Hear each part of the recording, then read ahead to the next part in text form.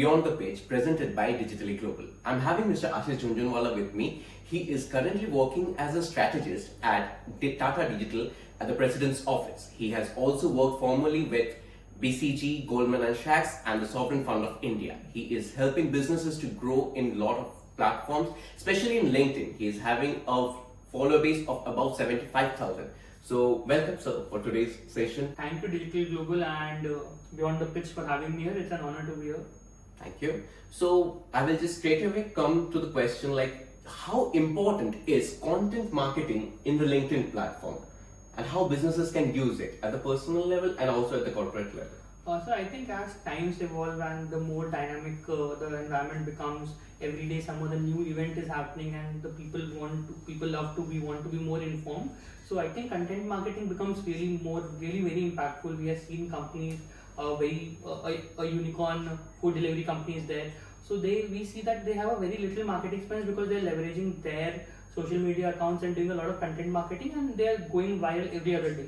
So what content marketing helps you do is they actually helps you connect with the audience, because rather than directly pitching the product, you are pitching a situation and they are getting some emotional connect or some other connect with the brand. So in today's world, content marketing is really very important, because unlike earlier days where you used to see some soap ad, some random situational ad, True. People compared to that, we have moved on and now we prefer that how in a particular situation or how in a particular manner the company fits in. So most like any new age startup, even the earlier traditional ones, have moved to content marketing, if not entirely, but definitely to a large percentage of their marketing budgets. So we have seen company leverage situations. So and this is something which Amul has been doing since ages. They have for every other event they have their billboard, which gets changed every second day, every third day. Nowadays we have companies using their Twitter account where they post some sarcastic tweets on any recent events. Then we have had most recently there was a LV collab between Ronaldo and Messi, and we saw again multiple brands jumping into the wagon. Absolutely. And then there is conversation between those brands happening, that how do these brands complement each other. So most simply was that like when the when the final happened, then Swiggy came in, okay, order from here. Then Dunzo came in, okay, we'll help you deliver. And someone else came in that, okay, if you eat too much, we'll provide you soda. So this is how and this is something rather than just consuming as ad, people is actually enjoying it as a story. They're getting part of it. Absolutely. So can I just know about your journey, how you developed and how you grew over the LinkedIn platform from your own experience, if you could share something? So I have been a part of LinkedIn since like 7 to 8 years, but I never used to post actively, largely because there's always a fear of being judged or what people would think of me. Last year, like let's say around a year back, I started posting on LinkedIn. It started with normally I have always been very humorous and I wanted to do stand-up as a part of my career, but wasn't able to achieve those dreams. My teammates always used to say that okay, you have a different perspective or a humorous perspective on everything. And that's it all started. So one of my first posts which I went through LinkedIn was how a guy goes for an Ola interview, and this guy cancels the interview. The candidate cancels the interview a couple of minutes before the interview, and the interviewer hires him. This was a dig on the Ola drivers cancelling every 2 minutes. So this was my first post, and since then I have made hundreds of posts, all mostly focused on taking a sarcastic or a humorous dig at real life events, and that is how it started. And I believe that humor is something which probably has 90% element of truth, and there is some 10% exaggeration that happens to it. So most of the people like to connect with, like even if they are not speaking it out loud, they definitely want to connect with the truth part of it, or some part of them already know that okay, this is the real life situation. So most of us may not go out and say about corruption, but everyone knows that corruption is there, similarly a lot of things happen. So I think I started from that, and it has been a roller coaster ride on LinkedIn. There has been months of super growth, there has been months of shallow growth, but I think overall it's more than getting 70,000 followers. The experience, the type of people I met here, the type of connections, the type of brands, the type of companies, the type of founders I connected with, I think that was reward which I did not expect when I joined a year back. But this has been something mind-boggling and really something which gives me a lot of happiness. So this has been a really amazing journey over the last 1 year. So I would just like to know, in your initial days, what mistakes you actually did? Like everyone learns from the mistakes. So what were the common mistakes which you were doing and you realize now and you're like, shit, if I hadn't done those things, I would have grown at a greater pace then. So I think what happens is that people start to use any social media platform, or in this case LinkedIn, as a way to post something whenever they just get the thought of it or they want to vent out something. So the biggest mistake which I used to do was that I wasn't consistent. I had no specific time of posting, and whenever some thought used to come into my mind without actually working on it, proofreading on it, I used to just upload it. So even although like even out of those a few went viral, but the thing is that like probably something which I do now is I have a fixed time. So until it's something which is very momentous or which is very event driven, I know that okay, either I post every alternate day, I post at 11 a.m. on the morning. So I know like even my audience starts to expect that okay, this is the time where I can expect some post from Aashish, and this is the genre where the post would be. So earlier I used to just randomly post anytime. So there have been times where I posted at 1 a.m. at night. So what happens is everyone is sleeping back then. So even if it was something which was very nice, it just did not pick up because by the time people actually started reading this, the post had died down. So this is consistency and ensuring that you know that okay, you have proofread it, you have worked on it, and you just don't spend a couple of minutes and post something. So that was one of the mistakes which I did during my initial days.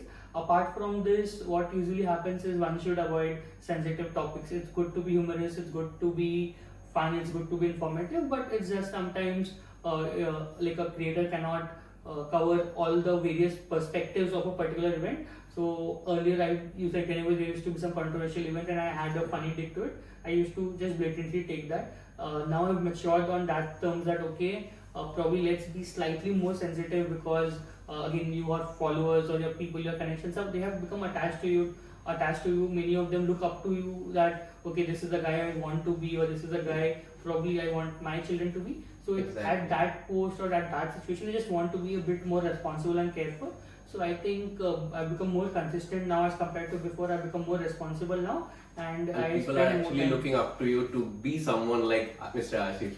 So I just like to know, like, for businesses, how important is it to be consistent? Because businesses always try to say a lot and get into sales first rather than taking the branding and visibility perspective. So what would be your take for those businesses and what would be your advice?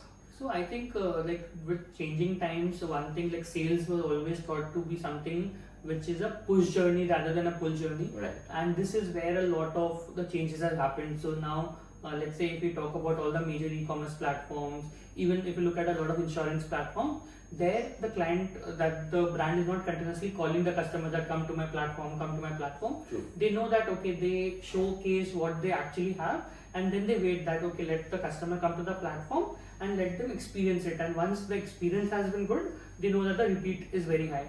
So unlike sales, unlike push sales, which a company used to do traditionally and still a lot of companies focus on, it's more about showing the client or showing the customer that okay, it's not a one-side journey that I'm trying to sell you something. It's a relationship we are trying to build. I am trying to create value for you. So maybe let's say even if you end up paying me 100 rupees for a service or a product, my idea is that how do I create value for you or for more than 100. So it's a win-win situation for us. So the moment people shift from a sales push mentality to a mentality where they show that okay, the value is being created, and let's rather than a competitive approach, let's make it a collaborative approach, and let's focus on a win-win situation. I think that's the time even the customers start to realize. One of the best examples in the industry which has really been successful is a company called Ditto Insurance, founded by two IIM Ahmedabad alums. That what company does is like insurance has traditionally until date been a very push business where the agent continuously pushes you, embarrasses you, like they won't see day and night and will message you, push you to actually buy the policy. And here is this company which tells you that okay, more than buying the policy, it's about you understanding the policy. And then they explain you to you, like once you have a session with them, they explain to you that okay, these are the pros, these are the cons, this is why you should buy, this is what you should buy. And now if you're really keen on buying, we are one of the areas where you can buy, or we are one of the agents, or we are one of the platforms, channels where you can buy. The trust which this company builds over those 2 or 3 communications, the customer does not want to go anywhere else. So what they have done is their conversion rate is way higher than the other agents' conversion rate. So rather than pushing sales, they have actually shown value, or they have shown content to the customer, and the customer has actually built Being a able to bond. relate and understand why they actually need it. It's not Absolutely. just for the sake of saving money. Absolutely. So I would just like to ask you, like, what would be your one piece of advice to freelancers and to digital marketers who are now relatively new and looking up to you as their inspiration? So what would you say to them? One is that firstly, content is the king. So likes, engagement, views, everything follows is secondary. If on a consistent basis you are able to produce good content which is value adding, and this value need not be very informative, right? Even if through your content you have been able to bring a smile to a face, even if it is something which you have been able to give someone some recent news update, if you have been able to convey some informative things. So if your content is good in any of the genres, it need not be informative, it need not be life stories, it's just that if you have been able to convey something really good to the customer, to the audience, so I think that really works out. Another question would be, how important is personal branding? Because what happens initially when a business grows, usually either the founder or the owner he is the face of the company, but later the brand has to grow bigger than the person who started it, right? So how would you take it as how important that content creation would actually play the role in that, the transformation of that? So actually, what if you recently see, like most simplest example would be Shark Tank. So when the Shark Tank season 1 aired, we saw a steep rise in the brand visibility for Lenskart boat, because Piyush Bansal, Aman Gupta, and they carried their brand to themselves, right? Piyush was always like whatever the vision was, Lenskart was. Piyush ensured that even that his personality reflected that in the show. We had Aman Gupta, again, boat talks to the youth, talks about hustle, talks about fun, right? So the entire image of Aman on the show was that okay, he is a hustler, he is fun, he is quick-witted, he is chill out, he belongs to that cool generation which their products target. Absolutely. So normally what happens is that people usually start thinking that brand and the founder as two different entities, but not now. Gradually the brand has to get established, the founder is already established, but at some point the personality of the founder has to talk to the values of the brand. And if this starts to happen, although like even if you have two different agendas, or if you have two different accounts, social media accounts, both reflect the same thing. So let's say if I talk about both, Aman's account, Aman's LinkedIn account, or Aman's Facebook, Aman's Instagram account is one of the way bigger marketing channels for a company like Boat rather than their own channel. Similarly, for when the entire episode aired, where Piyush Bansal had invested in one of the farmers, where he did not have a good product, or where things were in the early stages and all the other stocks had rejected. Right. The day that show aired, like there was a huge spike in like people searching about Piyush, people searching about Lenskart. So maybe he ended up investing 20 lakhs in that startup, but the visibility, the buzz which got created for Lenskart wouldn't have been possible even if they would have spent 20 crores.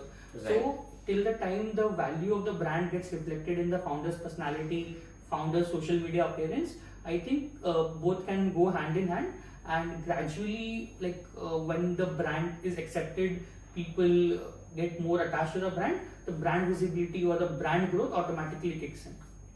So thank you, Aashish, for that. Has been a really insightful session, and I'm sure our audience also enjoyed. I'm sure they have learned quite how important content is, how important it is to be consistent with their own creativity and keep on posting without getting demotivated, because success is always going to be there. So thank you, Aashish, once again for having your time with us.